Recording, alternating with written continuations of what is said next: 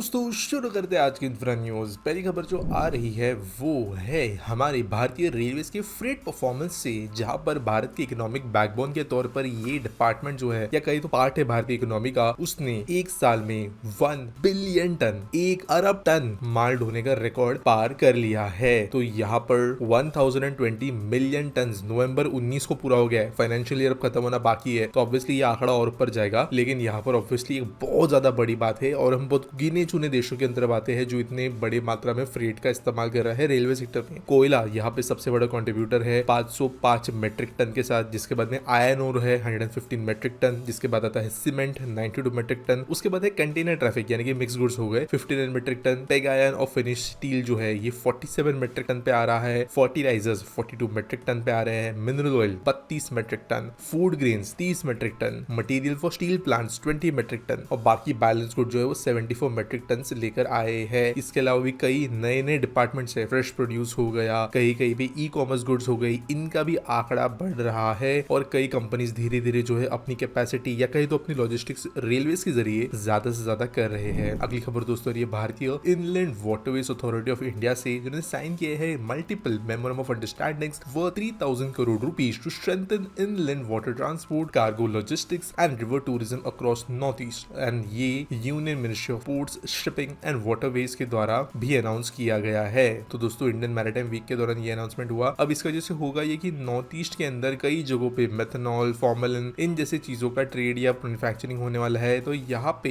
एक 400 करोड़ का इनिशिएटिव लिया गया है, जिसके अंतर्गत टैंकर वेसल्स खरीदे जाएंगे और टर्मिनल्स डेवलप किए जाएंगे बोगीबील, पांडू, जोगी घोपा इन जगहों पे। इसके अलावा फ्लैट बॉटम बराजेस भी खरीदेंगे 10 के आंकड़े में, यानी 10 की संख्या में। इसके अलावा navigation assistance, fire fighting support ये भी वाटरवेज अथॉरिटी देगी, जिसकी वजह से नॉर्थ ईस्ट में जो एक बहुत अच्छा रिवर नेटवर्क है, चौड़े रिवर्स का नेटवर्क है, गहरे रिवर्स का नेटवर्क है, वो बेहतर तरीके से इस्तेमाल हो पाएगा और लॉजिस्टिक्स कॉस्ट काफी इसकी वजह से कम होगी। अगली खबर दोस्तों ये बेंगलुरु से, जहां पर ट्रांजिट लिंक्ड कमर्शियल डेस्टिनेशन बनने वाला है upcoming Nagawara metro station on pink line. तो दोस्तों बेंगलुरु मेट्रो रेल कॉर्पोरेशन ने अनाउंस किया कि वो यहाँ पर एक कमर्शियल कॉम्प्लेक्स बनेंगे स्टेशन के ऊपर ही, जो 4 मंजिला होगा और 23,392 square metres of built up space यहाँ पे बनाया जाएगा। 3,225.73 स्क्वायर मीटर वो मल्टी लेवल पार्किंग फैसिलिटीज के एडजेसेंट में होगी और जो इनिशियल 2 फ्लोर्स बनेंगे उनके डिजाइन में ही सब चीजों को इंक्लूड किया जाएगा और 8 से 10 महीने में इनको कंप्लीट भी कर दिया जाएगा, ऐसा बोला गया है। अगली खबर दोस्तों और ये एनपीजी या नेटवर्क प्लानिंग ग्रुप से, जिन्होंने अपने 102nd रिव्यू सेशन के दौरान एग्जामिन किए हैं major transport proposal and improving multi modal connectivity across India. तो यहाँ पर गति शक्ति के अंतर्गत 2 रेल लाइंस तेजी से बनाई जाएगी, इंटीग्रेट की जाएगी, ऐसा बोला गया है। बात करें कौन कौन से एग्जैक्ट लाइंस की, तो third fourth line between Punarakh and Kiul in Bihar जो अराउंड 50 किलोमीटर की है। इसके अलावा सील घाट से लेके देकारगांव के बीच में एक नई proposed border line in Assam जो अराउंड 27 किलोमीटर की है, स्ट्रेटेजिकली लोकेटेड NH15 और NH715 के बीच में,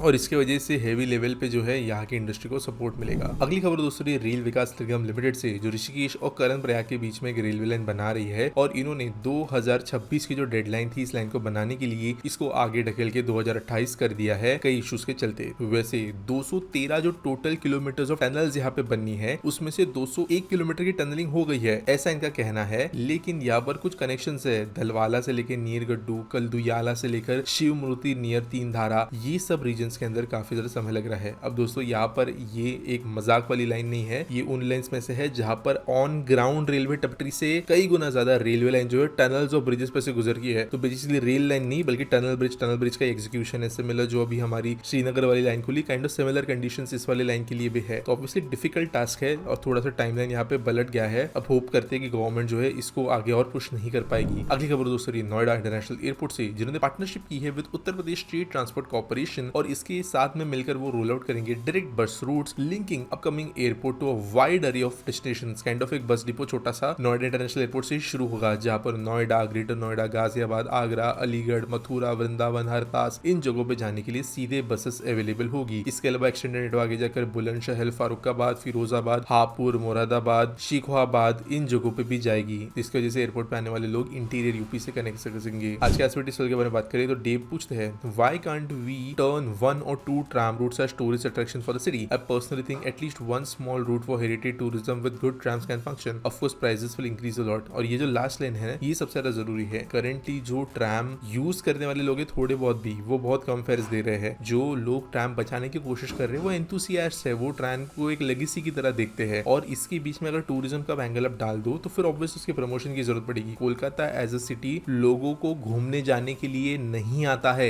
as an attraction at the current moment. जो लोग शहर किसी काम से आ जाते हैं वो थोड़ा बहुत घूम लेते हैं, बट चाहे वो इंटरनेशनल ट्रैवलर्स हो या इवन इंडियन ट्रैवलर्स, ये स्पेसिफिकली कोलकाता घूमने जाते नहीं है। तो हैवी प्रमोशन की जरूरत पड़ेगी, हैवी इन्वेस्टमेंट की जरूरत पड़ेगी, एक एग्जैक्ट नई एसपीवी बनानी पड़ेगी, उसका पूरा का पूरा जो काइंड ऑफ फाइनेंशियल मैकेनिज्म होगा, एडमिनिस्ट्रेशन होगा, वो बदलना पड़ेगा। और टिकट अगर आज 5 रुपए की तो वो 100 रुपीज तक ले जाने की जरूरत पड़ेगी to have any science of break even या फिर प्रॉफिटेबिलिटी की मैं बात भी नहीं कर रहा हूँ। ब्रेक इवन प्लस साथ साथ में स्टार्टिंग में गवर्नमेंट को एक बहुत हैवी इन्वेस्टमेंट करना पड़ेगा अगर टूरिस्ट को एक्चुअली वो रूट अच्छा दिखाना है। तो चाहे वो रूट्स के आसपास की क्लीनिंग हो गई, एक रिलायबिलिटी हो गई, क्लीनलीनेस हो गई, नए ट्रैम्स हो गए, इन सब चीजों को कंसिडर करते हुए। और ऑब्वियसली गवर्नमेंट जो है क्यों फालतू मेहनत करेगी एक बहुत छोटे और रिस्की एडवेंचर को करने के लिए। उम्मीद करता हूँ आपको सवाल का जवाब मिल गया होगा। आपके पास कोई सवाल है तो आप कमेंट सेक्शन में मुझे पूछ सकते हो। मिलेंगे अगली वीडियो में।